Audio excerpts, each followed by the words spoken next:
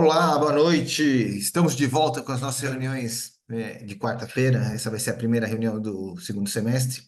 E antes de apresentar o nosso convidado, só lembrando que essa reunião está sendo gravada, para que o pessoal que não pôde entrar hoje possa acessar e mesmo para a gente colocar no nosso canal lá no YouTube e isso sempre ficar disponibilizado para todo mundo que quiser entrar lá e dar uma assistida ou rever até algumas aulas. Se vocês quiserem, entrem lá, estão todas lá. O Maurício tá subindo, eu passo para ele, ele faz a edição e tá ficando bem legal aquilo lá. Bom, hoje a gente vai ter a honra de ouvir o Arthur, que ele é Arthur Menino Castilho, para quem não conhece. O Arthur é da minha turma de faculdade, a gente se formou junto, só que ele virou meu R1 quando eu era R2, porque ele foi para o Exército e eu entrei na residência. O Arthur, além de ter formado lá na USP, ele fez residência então comigo na USP, fez doutorado na USP, atualmente ele está na Unicamp, ele é livre docente e professor associado. E depois ele vai te contar aí para vocês um monte de coisa que ele fez e que ele faz, que é bem legal. Arthur, valeu, cara, ter topado aí falar pra gente. Uma boa noite para todos. Eu que agradeço, Veiga. Obrigado pelo convite. Obrigado, Priscila, por abrir essa oportunidade aqui de falar com vocês. Para mim é um prazer. Conheço o Veiga, não vou falar quantos anos, né? Porque a gente já tem mais de 25 anos de formado, né? E é um prazer poder, depois de tanto tempo, conversar de novo com você e com vocês. Obrigado. E com a Priscila, que eu encontrei ela também no HC naquela época, acabei fazendo parte da minha carreira lá e há 18 anos eu estou na Unicamp. Parece que foi ontem, né? Mas eu estou 18 anos na Unicamp já, outro dia eu fiz a conta. Só compartilhar minha tela aqui. Peraí. Tá aí? Tá, né? Tá. Então, não. Então, na verdade, o que eu tinha conversado com o Fernando é da gente conversar um pouco sobre um task force que a gente fez de autoesclerose, que é um tópico bem tradicional de otologia, que é a minha área de concentração. E esse foi um dos trabalhos que a gente fez durante o período que eu estive à frente da Sociedade Brasileira de Otologia, né? Task force é parecido com guideline, só que não é exatamente a mesma coisa. E fazer o task force foi uma sugestão do Carlos Schoni, que é o editor-chefe da Bijor, né? Que é um modelo muito aceito e muito recitado hoje em literatura, né? Que, na verdade, é trazer nível de evidência e nível de recomendação para diagnóstico e tratamento, no caso aqui, que a gente vai falar hoje, a esclerose.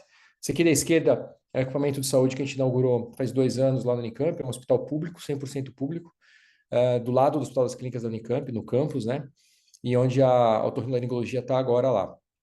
Esse hospital, rapidamente, só para falar, né, que acho interessante, ele foi construído com a verba de indenização da Shell Petroquímica, né, que contaminou em Paulínia, que é uma cidade perto ali de Campinas, o lençol freático, o solo com produtos químicos que levaram à morte de 64 pessoas, né? Então ela acabou sendo condenada pela justiça e pelo, na verdade, quem coordenou isso foi o Ministério Público do Trabalho dessa primeira região, e parte dessa verba indenizatória foi revertida para a construção de equipamentos de saúde. Então, foram 81 projetos que foram aplicados para equipamentos de saúde na região do Ministério Público do Trabalho de Campinas, que é a 11ª região, e 4 ganhadores. Um dos ganhadores foi o nosso, que é um hospital de otorrinolaringologia, né, que a gente tentou colocar no mesmo hospital diagnóstico, tratamento e reabilitação, que na verdade é uma coisa interessante, vem bem junto com o que o SUS preconiza. Os outros hospitais foram de oncologia pediátrica, outro foi o Hospital do Amor de Barretos, que tem em Campinas, e outro foi um navio hospital da Igreja Católica, cuja base fica no norte do país, mas a base, a diocese, é em Campinas também. Então foi uma experiência muito legal, e agora a gente está botando ele para funcionar. Vou me apresentar rápido, o Veiga já falou, mas lá no IAU eu sou coordenador de ensino, né? E sou coordenador da parte de otologia.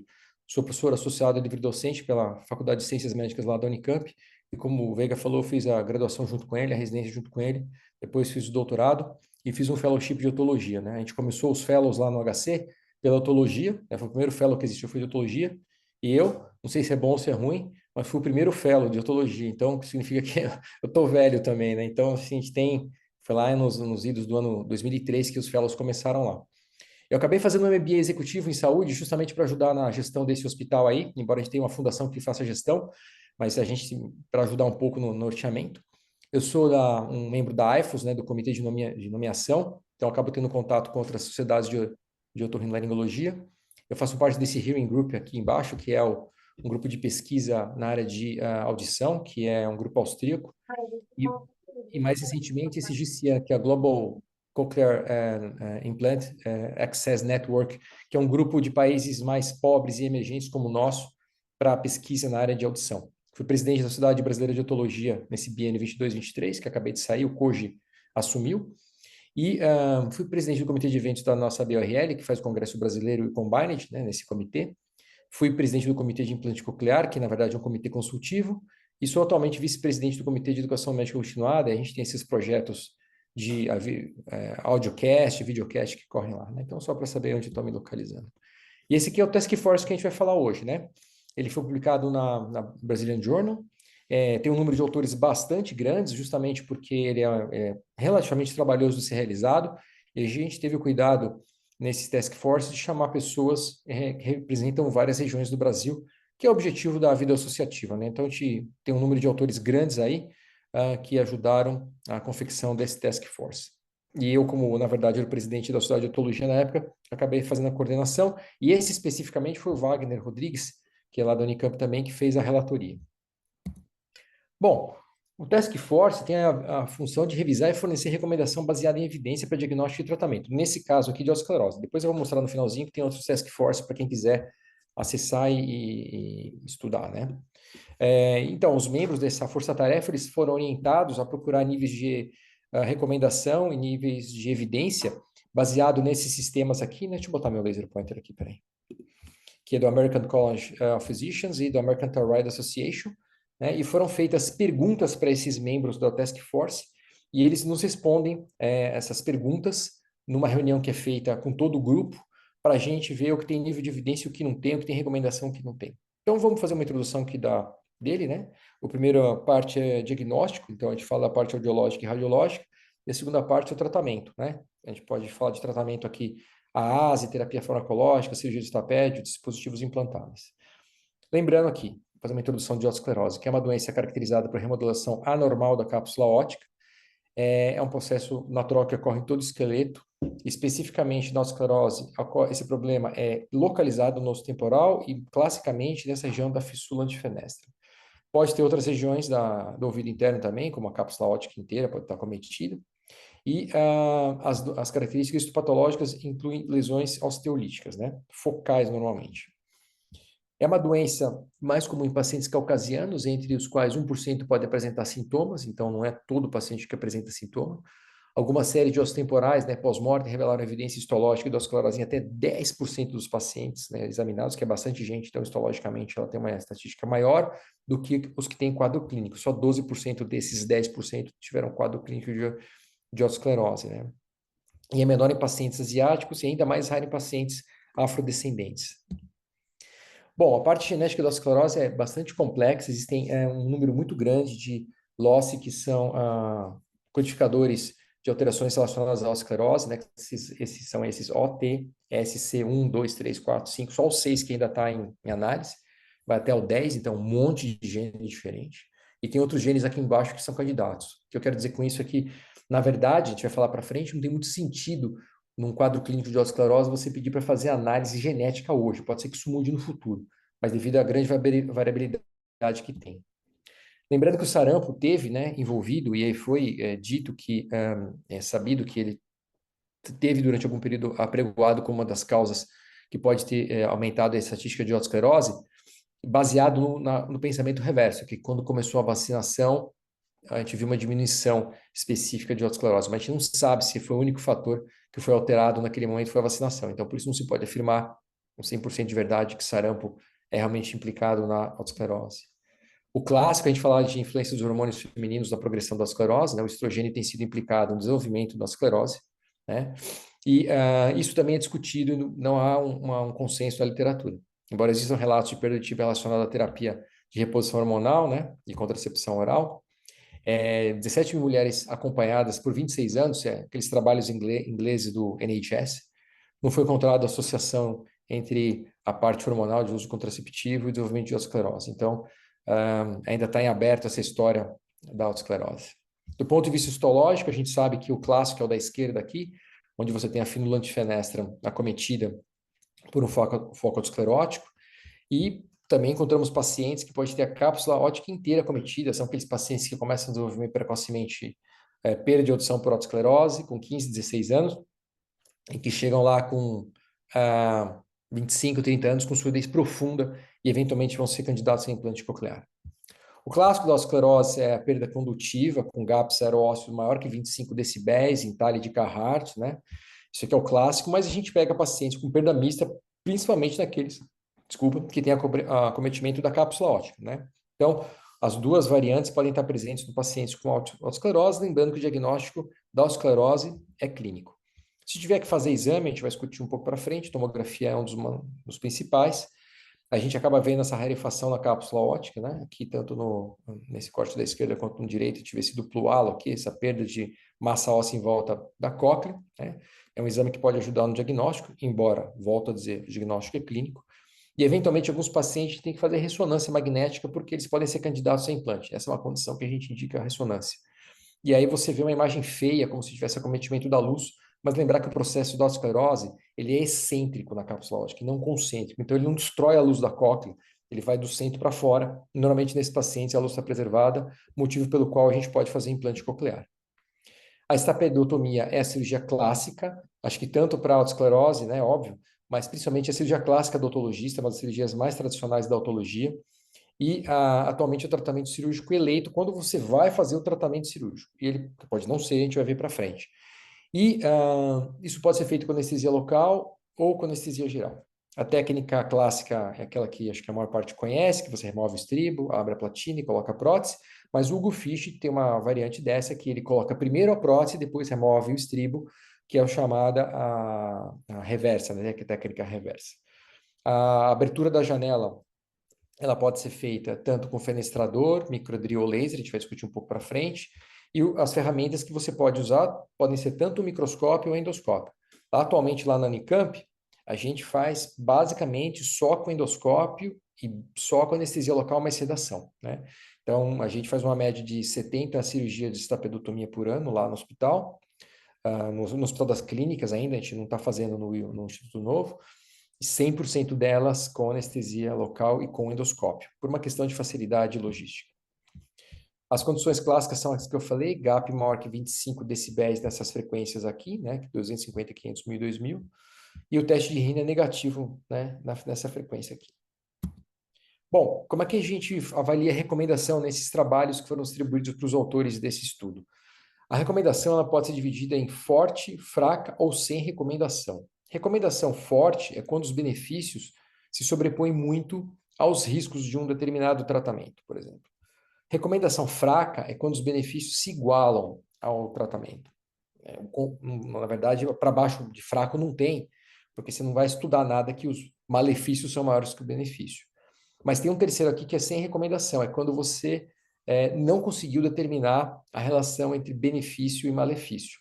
Então, assim, alta recomendação, benefício bom, fraca recomendação, benefício se iguala, e sem recomendação, simplesmente a gente não conseguiu, a literatura não conseguiu avaliar.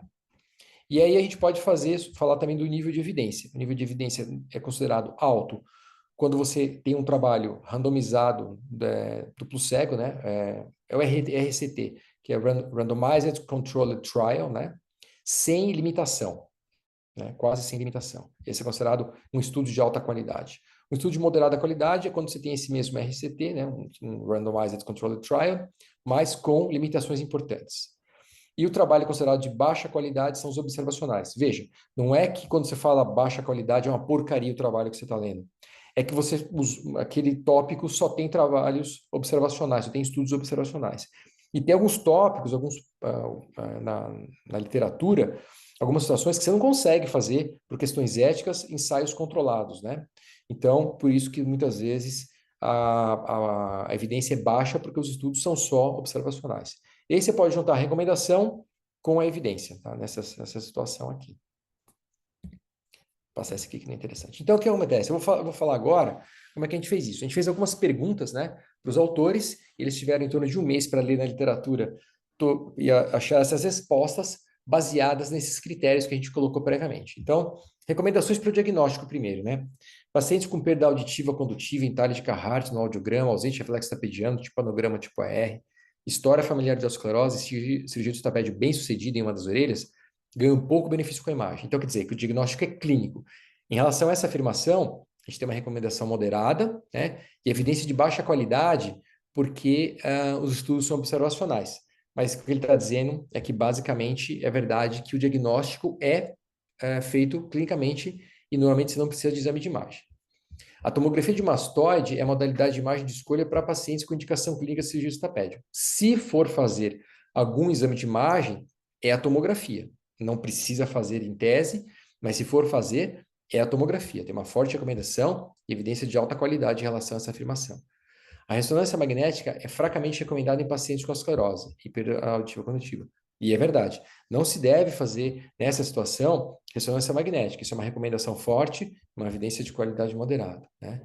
Agora, especificamente a ressonância tem espaço quando você tem pacientes com esclerose e perda de audição profunda. Aí não é por causa da doença, é por causa da situação de perda de audição profunda, que a gente tem que avaliar a luz da cóclea para ver se vai dar para fazer implante coclear. Então, nessa recomendação, está indicado fazer ressonância, onde a recomendação é forte e evidência de alta qualidade. Em relação aos sintomas vestibulares, né, com paciente com esclerose, a estapedotomia está associada a uma menor incidência de vertigem no pós-operatório em comparação com a estapedectomia, estapedô e estapeté, né, remoção parcial ou remoção total da platina.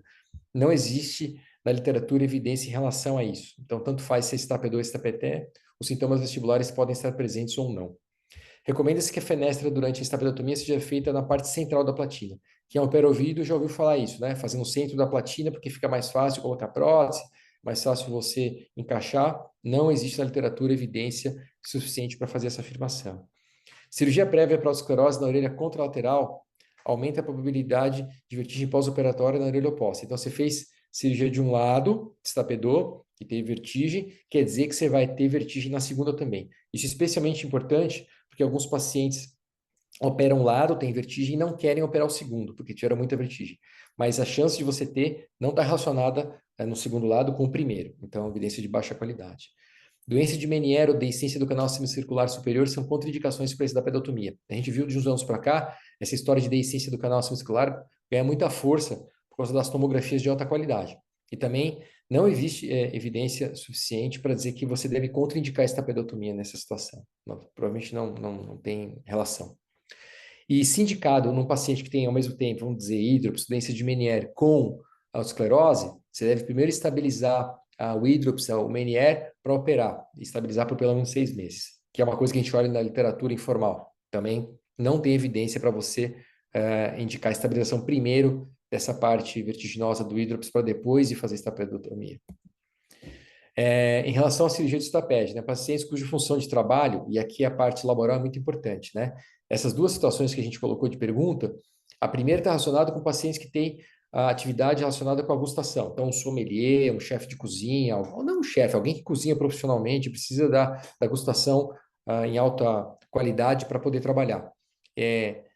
Tem que conversar que esse paciente pode ter alteração temporária ou permanente pós-cirurgia. E é importante você levar em consideração isso. Então, é uma recomendação forte, né, que você converse isso com o paciente, informe isso ao paciente, embora de baixa qualidade, porque são estudos observacionais.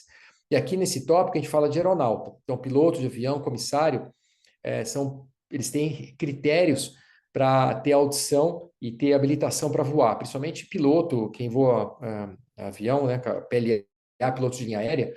Eu já operei 3, né, operei 2 da Latam e 1 da Gol. E eram pacientes que toparam correr o risco mínimo que fosse de piorar a audição num quadro pós-estapedotomia, mas assim, você tem que ser informado antes a eles, né? Porque dependendo do resultado, por mais baixa que seja a complicação de estapedor, não é zero. Você pode ter uma degeneração coclear e o paciente perder a audição. E no caso de aeronauta, isso pode tirar o trabalho dele, né? Ele pode ser desligado e perder a habilitação de voo. Então, isso tem que ser conversado com esses profissionais nichados especificamente nessa situação. Em situações especiais, né? Não é evidência que mergulho recreacional ou autônomo aumente o risco de perda auditiva ou fístula perilinfática em pacientes submetidos à cirurgia do estapédio, né? Então, aqui no Brasil, a gente tem pouco mergulho autônomo, mas nos Estados Unidos, o pessoal vai muito para o Caribe mergulhar, muito, né? Muito comum no América Central e Caribe o pessoal mergulhar.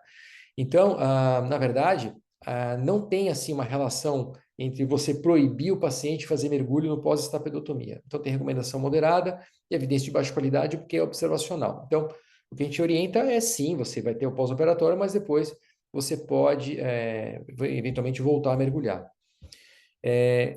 Uma contraindicação importante é a persistência de artéria estapediana. Então, quando você detecta num exame de imagem, por exemplo, ou mesmo intraoperatório, que esse paciente tem a persistência da artéria estapediana, o ideal é que você contraindique a cirurgia ou de estapedor, porque existem métodos de reabilitação com muito menos risco do que essa situação colocada, como, por exemplo, o uso de aparelho de amplificação sonora, né, individual. Então, existe uma forte recomendação que você contraindique nessa situação de persistência da artéria estapediana a cirurgia de estapedotomia, né? Em relação à cirurgia endoscópica, né? A gente acabou vendo muitos anos aí essa história do microscópio versus microscópio, endoscópio versus né? E o uso do endoscópio na cirurgia de estratégia é tão seguro quanto o do microscópio. E é verdade. Tanto faz o método, a ferramenta que se usa, microscópio ou endoscópio, o nível de segurança é exatamente o mesmo. Isso tem muito mais a ver com a habilidade cirúrgica de quem está manipulando a ferramenta. Então, que é o segundo aqui, ó, a experiência do cirurgião tem mais impacto no resultado cirúrgico do que a abordagem cirúrgica escolhida. E é verdade, recomendação forte, alto nível de evidência. Se você é muito habilidoso com o microscópio e vai fazer uma cirurgia com endoscópio sem treinamento, a chance de dar errado é muito grande, né? E vice-versa. Então tem muito mais a ver com a familiaridade do técnico, do cirurgião com o equipamento. A cirurgia endoscópica do estapédio tem um tempo operatório mais curto do que o microscópio. Também não existe uma recomendação forte em relação a isso. Depende muito do treinamento do profissional. Tem gente que opera muito rápido com microscópio, tem gente que opera muito rápido com endoscópio. Depende do treinamento. A cirurgia endoscópica do estapédio tem resultados audiológicos comparáveis à microscópia. E é verdade, tanto faz o método que você usa, os resultados audiológicos são os mesmos. Tem muito mais a ver com a habilidade técnica do cirurgião. E endoscópio de 3 milímetros, que é o otológico específico, é essencial para a realização de cirurgia endoscópica da orelha média. A recomendação é fraca, embora alto nível de evidência. Muita gente opera com endoscópio de 4 milímetros, que é o de nariz. O ideal é que você opere com o de ouvido, porque ele se ganha mais espaço para fazer a cirurgia endoscópica, mas não é uma contraindicação absoluta isso. Em relação à ferramenta que você usa para abrir a platina, né? Então, aqui no Brasil, a gente usa basicamente fenestrador. Na saúde suplementar, nos planos de saúde, você pode pedir, por exemplo, microdrill. A gente tem dois aqui no Brasil. Você tem o Skitter da Medtronic e você tem o Dragonfly da Grace Medical. E está entrando um terceiro agora da Stores, que eu não sei o nome comercial. Mas existem essas ferramentas de abertura da platina. Então, o microdrill deve ser usada para perfuração de platina. Recomendação fraca. Na verdade, você pode usar praticamente qualquer coisa. O microdrill pode ser usado com segurança para a fenestração da platina em cirurgia endoscópica. Não existe estudo que evidencie isso, que cirurgia endoscópica tem que ser relacionada com microdrill. Laser, né? E aqui a gente usa muito pouco no Brasil laser para abrir a platina, que usa muito é americano. Lasers devem ser usados em cirurgia de otosclerose, recomendação fraca e evidência de qualidade moderada. Tem bastante gente e bastante estudo que usa laser, mas aqui na América Latina tem pouco, são os americanos que usam mais, né? Diferentes tipos de lasers podem ser usados com resultados semelhantes, né? Também a recomendação é fraca porque a ferramenta não é preditora sempre do resultado. A ferramenta, na verdade, ela é parte do resultado. De novo, aqui o fator principal é a habilidade cirúrgica de quem está operando. Laser deve ser usado em cirurgião de revisão, né? Então, deu errado a estapedor, você vai fazer revisão, que é um argumento que se usa muito, que é você ter uma manipulação menor com o laser numa cirurgia revisional. A recomendação disso é fraca e evidência de qualidade moderada. E laser deve ser usado em cirurgia endoscópica de otosclerose de modo geral. Não existe dado que justifique que você tenha que usar laser. Então, assim, use a ferramenta que você quiser, desde que você tenha habilidade para usá-la. Eventualmente, algumas situações muito específicas, não está aqui nesse slide, você pode usar microdrill. Por exemplo, uma platina obliterante, que eventualmente com perfurador mecânico você não vai conseguir fazer. Em relação à prótese para a cirurgia do estribo, né?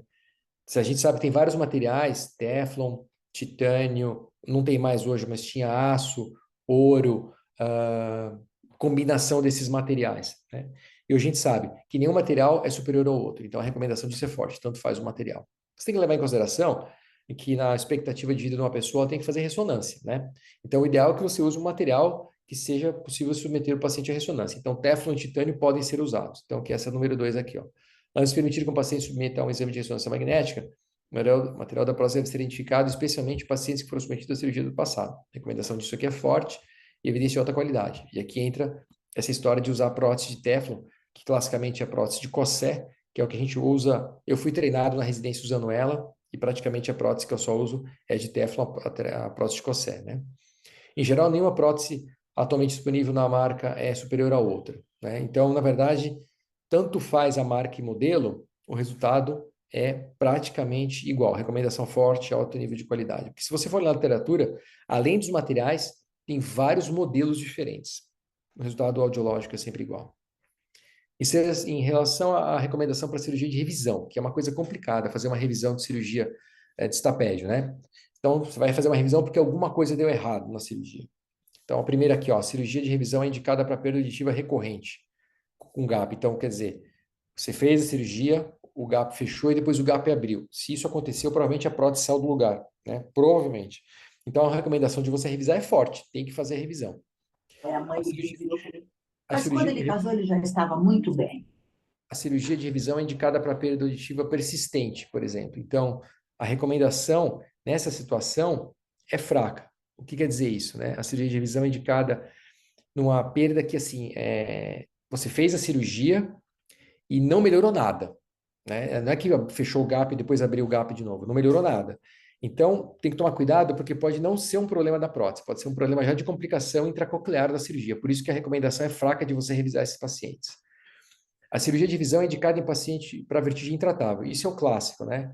Então, pacientes com vertigem intratável pós-estapedor têm que ser revistos, porque normalmente a prótese está mal alocada e está profunda dentro do vestíbulo. Então, existe uma forte recomendação de você fazer revisão nesse tipo de situação. E a cirurgia de revisão não é indicada com pacientes com perda auditiva sensorial. Então, é o caso triste de que você teve uma cirurgia que evoluiu mal, naquele 1,5% que teve perda total de audição sensorial, né? Perdeu a função coclear. Nesses casos, não está indicado fazer a revisão, né? Então, não se mexe mais nisso e se passa para uma próxima tecnologia de reabilitação, como prótese de ancoramento ósseo ou implante coclear. Recomendação para tratamento não cirúrgico da esclerose, né? Então, as próteses de amplificação sonora têm que ser oferecidas ao paciente, né? Então, o uso de próteses ativas é bem indicado para tratamento de pacientes com esclerose, no entanto, comparado à cirurgia do estapédio, a relação de custo-benefício é pior. Na verdade, a recomendação disso é forte, de você testar, e, na verdade, essa relação de custo-benefício é porque tem muito a ver com o custo de um aparelho de amplificação sonora, como uma ASE e uma prótese tapedor, que é muito mais barata, né? Mas o ideal é que você ofereça o tratamento de teste de ASE para todos os pacientes. Pacientes com esclerose e perda auditiva mista severa, né? Então, pacientes que não têm só gap, que se você fizer uma estapedor, não vai ficar com uma boa audição, vai fechar o gap, mas vai continuar com perda sensorial, eles podem ser avaliados para essa sigla aqui, né? PSAP, são as outras próteses, prótese de ancoramento ósseo e prótese de implante coclear, né? Implante coclear normalmente não nessa situação. Existe uma nova modalidade que chama Power Stapes, né? É que você faz esse tapedor num paciente com perda mista, ele fecha o gap e depois você pode colocar o aparelho de amplificação junto ou Vibrant Sound Bridge, que é uma prótese ativa de orelha média. Então, a recomendação é forte nessas situações que você pode fazer essa combinação de fazer esse tapedor e depois usar uma prótese de amplificação para complementar a parte sensorial que não vai ser recuperada com esse tapedor.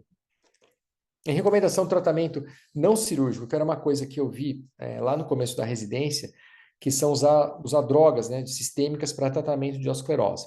Tem o fluoreto de sódio, não existe nenhuma evidência na literatura que ele funcione. Não quer dizer que não funcione, quer dizer que não existe evidência, não foi estudado, ou não tem trabalhos suficientes para afirmar isso. Bisfosfonado, né, alendronato, também não tem evidência de que isso funcione. Muita gente dá para tentar frear a evolução da osteoesclerose, mas também não tem. E teve uma história mais recente, vitamina B também não tem nível de evidência. Eu, particularmente, não uso nenhuma dessas drogas. A gente sabe que as próteses de ancoramento ósseo têm sido indicadas para pacientes com autoesclerose, e essa informação muitas vezes vem da indústria, né? Vem das empresas fabricantes de implante coclear ou das empresas fabricantes de prótese de ancoramento ósseo. Essas próteses podem ser usadas em situações excepcionais, mas não como tratamento de regra para a reabilitação auditiva de pacientes com autoesclerose. Então, alguns casos, por exemplo, paciente com otite externa eczematosa, quem se possibilite o uso de aparelhos de amplificação, você pode eventualmente tentar as próteses de ancoramento ósseo. Pacientes com anatomia cirúrgica desfavorável, como a gente mencionou anteriormente, com uma artéria estapediana persistente, que você não vai conseguir fazer estapedor, é um grupo que você pode usar prótese de ancoramento ósseo. Uma obliteração completa e grande da janela oval, que você não vai conseguir abrir com perfurador e às vezes nem com skitter, pode ser que você tenha que abrir mão e fazer a prótese de ancoramento ósseo, né? E pacientes com surdez unilateral. Então, o paciente tem perda de audição profunda de um lado e você não quer correr o risco de fazer um estapedor do outro, porque pode perder a audição, você pode fazer uma coisa menos invasiva, uma prótese de ancoramento ósseo, e pacientes que têm nicho laboral muito específico, que não querem correr risco para não perder a função laboral. Com essa tapedor, que tem baixo risco, mas não é zero, você pode também indicar prótese de ancoramento ósseo. Mas são indicações de excepcionalidade. Pacientes que degeneraram completamente a audição, eles entram na categoria clássica de implante coclear, que eu não vou falar aqui, mas que está na portaria de implante coclear do SUS e está na ANS. Então, o paciente perdeu toda a audição, aí mais por autoesclerose mesmo, autoesclerose coclear, aí não é mais uma questão de ser a doença de esclerose, sim o nível de perda de audição que é avaliado. Então, esses pacientes podem ter alta recomendação, forte recomendação e alta evidência para indicar implante coclear baseado nos critérios clássicos de implante coclear. Sistemas implantáveis, especificamente aqui os Bone Anchor Hearing Devices, né? Então tem barra, nesse grupo aqui barra, ponto, Bone Bridge e óssea. E agora no final do ano vai entrar o Sentio da Oticon, né? Que são as próteses de ancoramento ósseo. Eles podem ser indicados, como eu falei, em casos bem específicos, e um dos que a gente tem usado com mais frequência é justamente com single side deafness. O paciente tem surdez de um lado, autoesclerose do outro, então não quer correr o risco, você pode indicar a prótese de ancoramento ósseo. E outro item que é importante lembrar, os pacientes que vão para implante coclear, a escolha do tipo de eletrodo na autoesclerose tem alguns poréns, né? Existem dois tipos de eletrodos clássicos de implante coclear, eletrodos perimodiolares que ficam bem perto do modíolo e eletrodos de parede lateral que ficam mais distantes.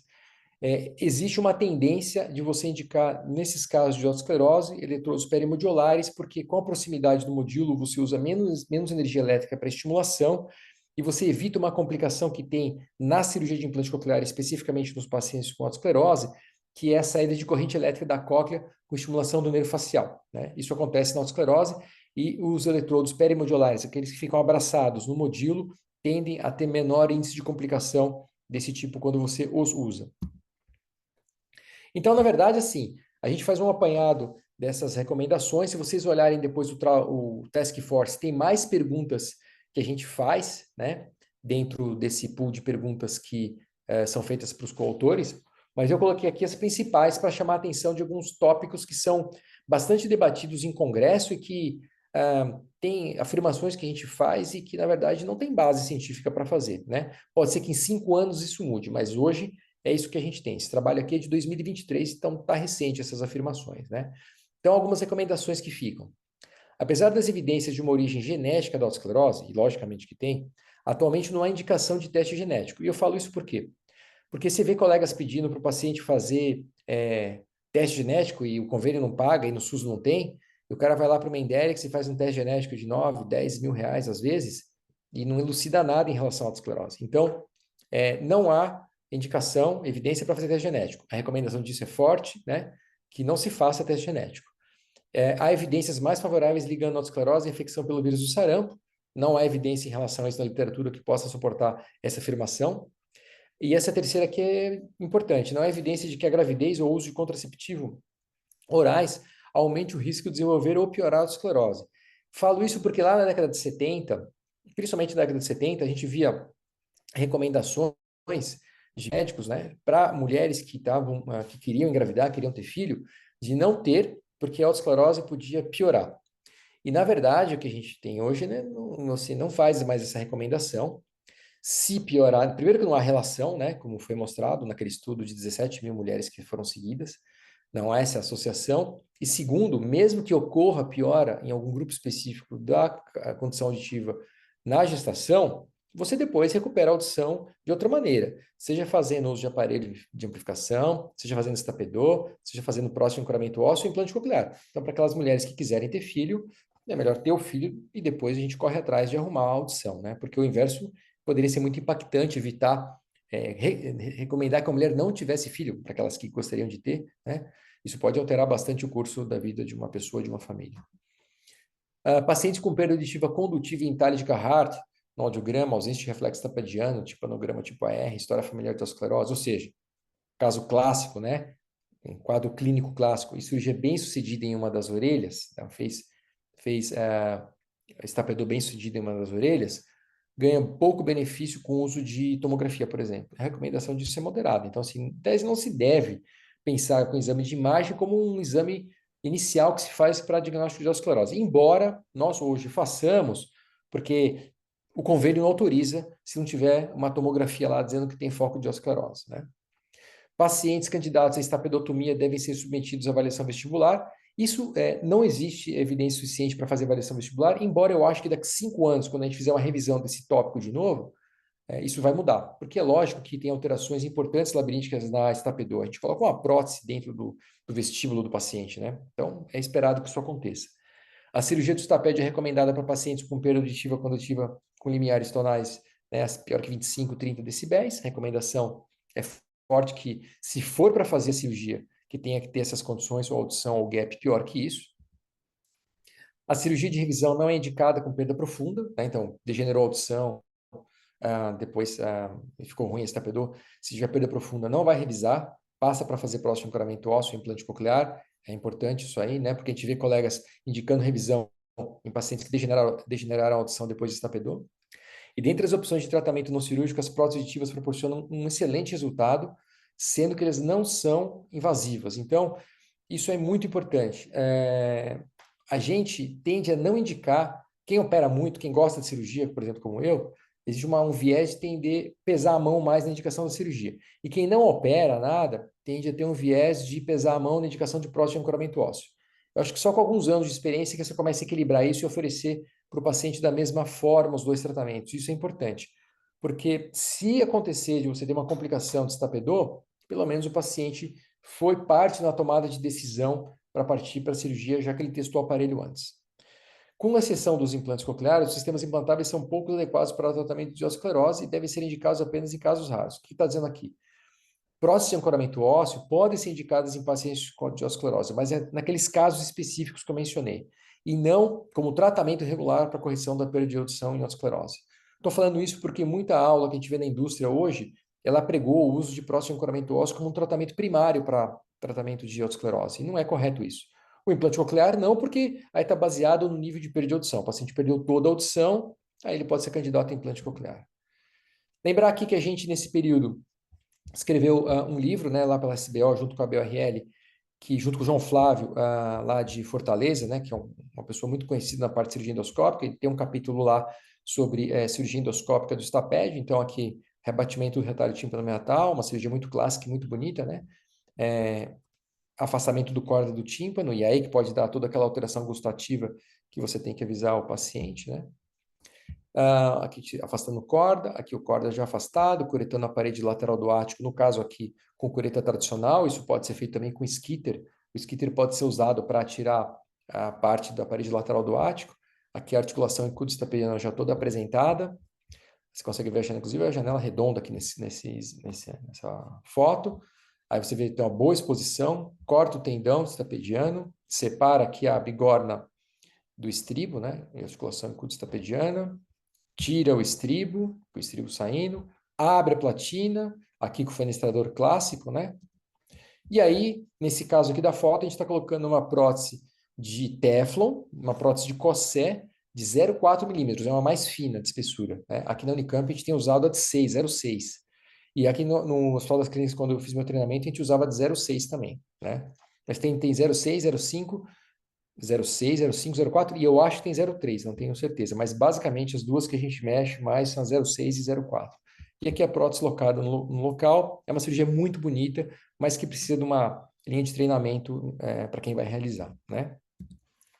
Lembrar que a gente fez outros task force para quem tiver interesse, nesse período que eu estava lá na SBO, a gente fez um de Chivanoma, quem ajudou muito nesse aqui foi o Joel Lavinsky, lá do Rio Grande do Sul, e o Ricardo Bento, né, meu ex-professor, e orientador de tanto doutorado quanto do fellow. Ele participou também logicamente, desse tópico, que é uma área de concentração dele. Então, esse Task Force Chivanoma traz respostas para algumas das perguntas que foram feitas para essa equipe. Tem um outro Task Force de perda auditiva na infância, que a gente dividiu em duas partes. A publicação primeira é sobre avaliação da perda de audição na infância, e a segunda é sobre o tratamento de perda de audição na infância. Então, essa aqui é uma área importante de atuação do otologista, né? Nós aqui que gostamos de otologia e, logicamente, dos otorrinolaringologistas. E o último que saiu no comecinho desse ano foi de paralisia facial, que o Henrique Furlan, que está lá em Curitiba, foi também o relator desse aqui, né? Então, aqui, paralisia facial, então, é mais doido ainda, né? Porque tem perguntas aí e tratamentos que são muito diversos na literatura. Mas acho que ficou uma publicação bem legal. Nesse período que a gente ficou lá também, na Sociedade de Otologia, a gente fez essas publicações com vários autores, né? Fiz um livro de audição e ruído, que é um livro um pouco mais denso. Esse livro aqui de avaliação do osso temporal foi feito junto com a Silvia Marçal, aqui da BP em São Paulo, que é bem conhecida, ela mexe bastante com essa parte de imagem de osso temporal. E fizemos 3 manuais que são mais destinados a treinamento de residência, né? Ou de quem está começando por essa área. Um de próstatas auditivas, um de anatomia cirúrgica do ouvido, que é um de dissecção, e um manual de prática de cirurgia endoscópica de ouvido. Esses livros foram todos feitos em conjunto com a Sociedade Brasileira de Otologia e a nossa associação ABRL-CCF, né? Foram 5 livros escritos nesse biênio aí, 2022 e 2023. Lembrar aqui o nosso equipamento de saúde de Algarve do Alto, né? Um hospital que acho que arquitetonicamente ficou bem legal. Nós temos aqui um centro, nesse último andar aqui onde estou apontando com o laser, né? A gente tem um centro de treinamento de cirurgia, onde tem um laboratório, um training center para uso de peça cadavérica aqui, bem legal. Ele é aberto, então a gente tem curso não só de otorrino aqui, tem de cirurgia GO, tem de dor, tem de NC, coluna, ortopedia, tem diversos usuários que usam aqui, a gente tem microscópio, tem parte endoscópica aqui para fazer treinamento, e a gente tem convênio com uma empresa que traz as peças cadavéricas congeladas para fazer curso aqui, e acho que é um modelo legal esse hospital, que o Ministério da Saúde teve lá um mês mais ou menos, um pessoal do Ministério da Saúde, avaliando a possibilidade de replicar eventualmente esse modelo em outras regiões do Brasil, que eu acho que é algo bem legal. A história de tirar o hospital, o atendimento de otorrino do Hospital Geral, é que a gente fica mais proficiente no tratamento. Porque, por exemplo, isso deve acontecer com todo mundo. Você está lá num hospital geral e vai entrar um transplante. Quem suspende? A otorrino, né? Tá lá no hospital geral, vai entrar, sei lá, uma cardíaca de urgência, quem suspende? A otorrino, porque nossos pacientes normalmente não são graves, né? Só que isso acaba prejudicando o nosso fluxo de atendimento, né, cirúrgico principalmente. Então, você vindo para um equipamento só da sua especialidade, se otimiza muito o turnover de sala, a capacidade de usar equipamento muito específico da nossa área, isso acaba otimizando os números de atendimento e assistência, né? Isso é muito bom para o sistema, isso é muito bom para o paciente, né? E acho que é isso. Aqui está meu Instagram, quem quiser seguir, fazer pergunta sobre esse tema de hoje, ou quem quiser visitar lá o IOU, vai ser um prazer receber qualquer um de vocês lá. A gente pode ser só para visitar, tomar um café, seja para participar de algum curso. E esse aqui é o meu contato do Instagram também. Normalmente o pessoal manda mensagem para ir bater um papo com a gente por esses meios aí, ou para quem quiser visitar nosso hospital, vai ser um prazer enorme receber vocês. O Veiga pediu para deixar uns minutos no final. Queria agradecer imensamente de novo essa oportunidade, Veiga. Obrigado, Priscila, por essa oportunidade. Espero que tenha sido interessante falar sobre a esclerose, uma doença clássica do otologista, mas que traz nessa apresentação algumas perguntas e algumas respostas. E lembrar que o Task Force ele tem tempo de validade, né? Ele dura em torno de 5, 6 anos, porque depois a gente tem que fazer uma revisão de novo das evidências e das recomendações, porque muita coisa troca, né? Novos métodos entram, novas perguntas e respostas podem ser feitas, né? Então, acho que era isso aí. Queria agradecer vocês a oportunidade. Para mim foi um grande prazer estar aqui. Boa, Arthur. Só para, antes de abrir para as perguntas, a gente teve o Raul Zanini, que foi nosso aluno, nosso residente, né, que participou do teste Verdade. de otosclerose, né? Ele estava aqui, mas ele vazou, não sei por quê. Não, é que eu teria que falar o nome de todos, mas tem bastante gente no Task Force, viu? Acho que o Raul participou até mais de um, se não me engano. Eu não lembro. Mas o trabalho é muito pesado, o Task Force, ele dá muito trabalho, né? Porque redigir ele é uma coisa complexa, né? Você, às vezes, não tem resposta para algumas perguntas e você tem que tirar aquela resposta, aquela pergunta do negócio. Tem uma metodologia para fazer isso. Então, a gente dividia os tópicos, né? As perguntas, e aí passava um sábado das 8 da manhã às 5 da tarde online com todo mundo, cada um apresentando o seu tópico com suas perguntas e respostas, né? E depois o redator o primeiro autor de cada um dos lá é a pessoa que fez a redação final, né? Juntava tudo isso para escrever. Depois dá uma olhada quem que quiser, é interessante, porque traz informações que são importantes para o otorrinolaringologista geral, né? É que eu não sabia que o Raul estava aí, ele estava, então é que no começo eu nem vi ele, não, eu não No ouvi. começo ele estava, depois ele saiu. É, um abraço para ele, Raul, eu encontro bastante com ele no hospital, um cara muito legal, gosto muito dele. Vamos lá, pessoal. Tá aberto aí, nós temos uns 10 minutinhos aí para a gente manter o nosso padrão de não ultrapassar muito o nosso horário. Se alguém gostaria de fazer algum comentário, alguma pergunta. Deixa eu falar, dentro do Task Force, tirando a vertigem, não tinha nenhuma pergunta de complicação? Tem algumas perguntas de complicação, sim. Mas, por exemplo, perda de audição sensorial é uma das maiores Sim. complicações da Stapedon, né? Que é aquela pergunta lá, revisa, não revisa, né? Porque, na verdade, o Task Force está baseado em conduta. Então, assim, estatística da perda está escrito lá no corpo do trabalho, mas não é uma pergunta isso, né? A pergunta é o que fazer quando você tem essa complicação mor. Tem duas que eu falei. Uma é a degeneração auditiva e outra alteração gustatória, né? Então, por exemplo, são duas complicações de Stapedon que têm poréns. Quais os poréns? Um é que você tem que compartilhar com o paciente a responsabilidade de que isso pode piorar, principalmente nesses lixos laborais que eu falei, né? Um aeronauta perder a audição de um lado, é, dependendo, dependendo da legislação do país, isso faz com que ele perca a carteira de habilitação para voar, né? Perde emprego simplesmente, né? E vai ter que fazer outra coisa da vida. Então, essa é uma complicação, a pergunta que a gente fez. A outra é da gustação, que se dá pouca importância para a digeusia pós manipulação do corda do tímpano, né? E não é desprezível. Né? O paciente pode ter, dependendo do nicho de trabalho dele, isso pode impactar também. A gente viu muito isso, é outro assunto que eu vou falar, mas na pandemia, né? O Covid trouxe muita alteração gustatória e muita gente perdeu capacidade de discriminar sabor e às vezes tem gente que está ligada, né, com isso. Não precisa nem ser um grande chefe. Às vezes o cara cozinha num restaurante popular, mas só o fato dele ter digeusia, ele erra na mão do sal, por exemplo. Então, ele não consegue mais cozinhar, porque ele não consegue acertar sal na comida, que é uma coisa básica, né? A gente dá pouca importância para isso, mas isso lá na ponta pode mudar bastante o trabalho, o nicho de inserção laboral da pessoa, né? Mas tipo coisa Mas tem assim, outras. tinha alguma coisa assim, uma pergunta sobre, sei lá, gusher. Tem algum tipo de paciente que tem mais risco de ter ou não ter? Tinha alguma coisa nessa Eu linha? falei também lá, era o paciente que tem hidropsia, né? Porque acontece, o paciente pode ou estar mimetizando uma hidropsia por uma inflamação da cápsula óptica, né? E não é um Meniere clássico, mas é uma inflamação clássica do ambiente intracoclear, mimetizando um hidrops, e que esses pacientes você pode ter using ou gusher. Mas isso, em tese, na literatura, não impediria você de fazer estapedor. O que tem, na verdade, eu não falei aqui, é erro diagnóstico. Então, o paciente tem só Meniere, ele não tem autoesclerose, e ele tem um gap por conta do Meniere. Você vai achando para a cirurgia que é autoesclerose, e aí você pode ter um pepino mesmo, né? Aí não tem nada a ver com autoesclerose, né? E o paciente costuma ter um resultado ruim. Nesses casos específicos, não está perguntado aí nas perguntas que eu fiz, que é o que o grupo fez, mas o exame de imagem ajudaria, né? Porque provavelmente você errou o diagnóstico, né? Não era autoesclerose, era outra coisa. E aí você tem um Gusher, não porque era autoesclerose, porque não era, e você estava operando no Meniere, né? Que não deveria estar operando, na verdade. E a gente já teve isso, viu? Porque não é, às vezes confunde, né? Às vezes confunde. Tem uma É, pergunta no chat aqui embaixo. no chat, deixa eu olhar.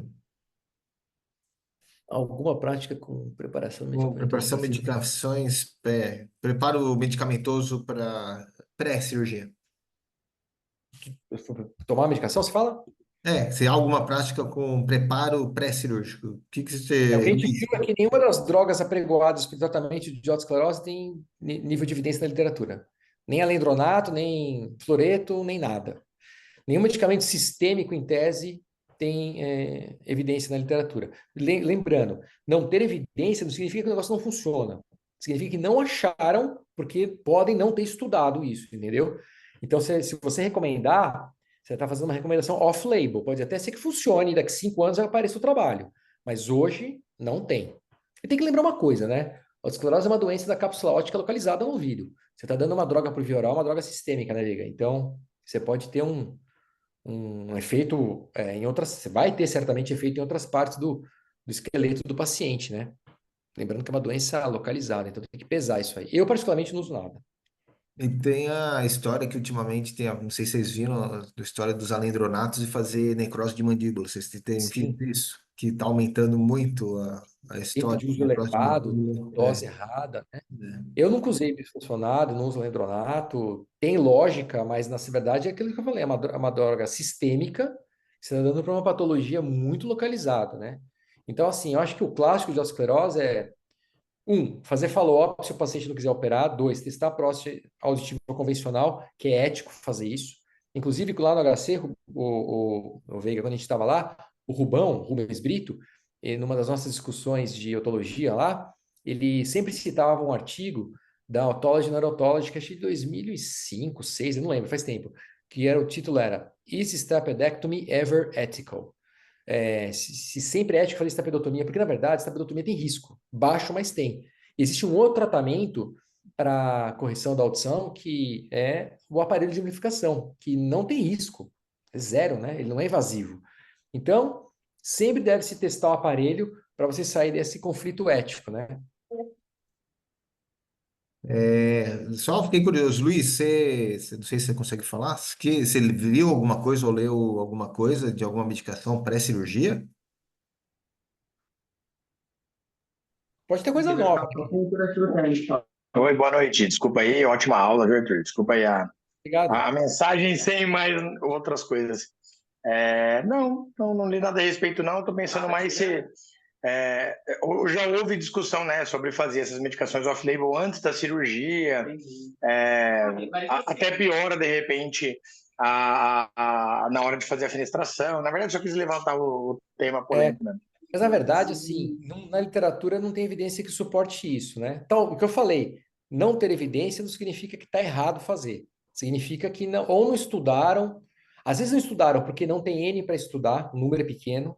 Às vezes não estudaram porque a metodologia é eticamente inviável. Você submeter um grupo a um determinado tratamento que você sabe que vai fazer mal, por exemplo, entendeu? Por isso que existem restrições. Então, quando você pega lá baixa evidência ou sem evidência, é que pode ter acontecido algum problema técnico em relação a você executar um estudo prospectivo randomizado. Não dá.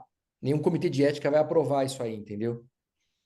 Então a gente tem que esperar um pouco aparecerem as evidências, né? Eu acho, particularmente, Arthur, que nunca vai aparecer essa evidência, porque eh, há quanto tempo o pessoal dá isso? Pois é, Eu não era nem formada, eles já davam esse Floreto. tipo de medicamento para autoesclerose e nunca conseguiram provar. É, Então, o que existe mesmo é que dá uma bela gastrite no exato. paciente. Principalmente com os primeiros, o Floreto lá, né? Pouquíssimos pacientes aguentavam tomar aquilo, né? Lembrar que alendronato tem chance de perfuração esofágica, você tem que tomar com água, tem que tomar em pé, tem um monte de restrição. Então, assim, eu acho que sempre que a gente embasa com evidência, você fica mais seguro, né, de fazer as coisas de maneira mais correta. Ainda mais hoje, que a gente é muito alvo, né, de judicialização, cada vez mais. Eu acho que as boas práticas sempre mandam a gente fazer baseado em literatura. Agora, de novo, o que é verdade hoje, esse é um tópico que eu concordo com a Priscila, eu acho que também não vai aparecer, que isso não apareceu até agora, né? Mas, assim, o que hoje é verdade, e nesses task force a gente revisa em 5 anos, pode ser que mude, né? Alguém fez algum estudo grande. Esses estudos, normalmente, prospectivos que aparecem e mudam as coisas, são trabalhos ingleses, europeus, que seguem essas populações por 30 anos, né? E conseguem tirar alguma conclusão, né? Que nem começou agora, né? Essa história de usar, agora não, né? De usar reabilitação auditiva em relação à demência. Foi porque os caras seguiram lá a gente durante não sei quantos anos e viram, né? Que reabilitação auditiva diminui a chance de demência também, né? Que não tem nada a ver com a história aqui hoje, mas às vezes aparece de vez em quando uma grande mudança nos paradigmas aí de recomendação, né? Fala, Agora tá cara. aparecendo o Ozempic também, até o Ozempic diminui demência, você viu? Apareceu semana retrasada. Não é o Ozempic, é o Victoza ou é o outro Saxenda, eu não lembro. Tem um dos dois que foi testado na Inglaterra e analisado prospectivo e eles diminuem demência. O Ozempic serve para tudo, né? Emagrecer, diabetes, AVC, câncer gástrico, desentupipia, né? Quer dizer, tudo aquele negócio serve, né, cara? Porque impressionante como essa droga tem impacto, né? Fala, Carlos. Oi, gente, boa noite. Primeiramente, parabéns, Arthur. Boa noite, Ótima aula Rafa. aí, uma baita revisão, né? Então, super ampla. Acho que, especialmente Obrigado. para para quem faz odontologia aí, valeu muito a pena. Não, só ilustrando o que vocês estavam falando sobre medicamento para tentar impedir a progressão aí da autoesclerose, até em cima da pergunta do Luiz. Um tempo atrás, eu orientei TCC de alunos de graduação mesmo, numa outra faculdade, e um deles foi sobre tratamento medicamentoso para autoesclerose mesmo, né? E assim, realmente, as evidências científicas são um tanto quanto pobres, tal. E só rebatendo aí o que o Luiz perguntou, os poucos estudos que tem, eles comentaram que, assim, a preocupação era se o uso do bifosfonato, por exemplo, aí o alendronato, ele por estimular osteoblasto e fazer com que houvesse uma aceleração no processo de autoesclerose, né? Então, ali impedindo a progressão da autoespongiose, favorecendo a autoesclerose, então deixando aquele osso mais firme, deixando em tese a platina mais resistente, digamos, seria um fator que dificultaria a fenestração, por exemplo. O que eles observaram foi que não, mesmo com o uso um pouco mais prolongado da medicação. Então, só ilustrando isso daí, Luiz, que você perguntou, eu acho que de fato não seria um problema, mas não se justifica um preparo. Por outro lado, também, até porque não tem evidência forte de impedimento da progressão. Especialmente, uma outra observação também que eu acho relevante é que os estudos falam mais acerca de um efeito sobre a autoespongiose acontecendo já na cóclea. Então, sobre o efeito enzimático do foco autoespongiótico em direção à cóclea. Então, a inibição desse efeito enzimático com o uso da medicação. Então, seria mais indicado, mais do que para a perda condutiva habitual ali, mais para uma progressão maior já com cometimento da orelha interna, em pacientes que apresentam zumbido, que apresentam, de repente, labirintopatia, então, com alguma evidência de acometimento de orelha interna. Então, os poucos estudos que mostraram algum tipo de benefício, eles mostraram que esse benefício se dá mais por um efeito anti-enzimático do que por um efeito anti-osteoclasto e pró-osteoblasto ali, entendeu? Então, É que era os só... N's são muito pequenos nessas análises, né? A gente lê o trabalho disso também. Sim, E a maior parte eles não são prospectivos randomizados, são observacionais, né? Aí perde força, né? Mas tem sim, lógica tem, né? sim. Evidência que a história que é mais complicada, né? Não, é isso aí. Era só para dar uma pincelada aí. Lógico, lógico. Valeu. E aí, pessoal, mais alguém gostaria de fazer algum comentário? Se não, a gente cumprindo o nosso acordo de sempre. Então, Arthur, putz, cara, valeu. Foi muito bom. Acho que foi muito completo e acho que isso deu visão não só para quem faz otologia, mas principalmente quem não faz, para na É, hora de conduzir esse paciente no consultório vai ser bem legal e principalmente para os nossos residentes aí. Eu acho que foi é. uma super aula. Muito obrigado mesmo. E a gente se encontra aí, sei lá, no Congresso de Fundação Brasileiro, seja lá onde nos encontraremos. Legal. Não, obrigado a vocês. Eu acho que justamente o trabalho é esse, né? Tirar um pouco desse negócio que o cara fala nas aulas, na minha experiência, né? A minha experiência conta nada, na verdade, né? O que conta é o que publica com evidência. Isso ajuda a dar uma diretriz mais norteada. Obrigado, Veiga. Obrigado, Priscila. Obrigado a todos vocês pela oportunidade. Estamos à disposição. Quem quiser de um dia dar uma passadinha lá no campo para tomar um café, eu, a Grício, todo mundo está de portas abertas lá. E eu aconselho mesmo, porque eu fui lá, fui Você foi, fazer Veiga? um congresso, eu fui lá visitar o IO. É verdade, você foi no congresso de Eu fui no congresso residência. de residência e daí fui Ah, lá. é? É É verdade. primeiro mundíssimo aquele negócio. Vocês não Legal. têm noção o quanto aquilo é primeiro mundo que eles conseguiram. É sonho de consumo de qualquer serviço de otorrino. Um dia a gente, daqui uns 30 anos, quem sabe a gente chega lá. Nada, gastar, é só o governo gastar dinheiro direito que todo mundo consegue, eu acho. É Então legal, tá muito bem. obrigado. Pessoal, já temos depois eu passo, nós já temos a próxima aula daqui a um mês, como combinado nosso daí, mas depois eu já faço a divulgação. Arthur, valeu, obrigado, boa noite Obrigado, aí. pessoal. Boa Boa noite para todos noite, vocês. até mais. Um abração, tchau.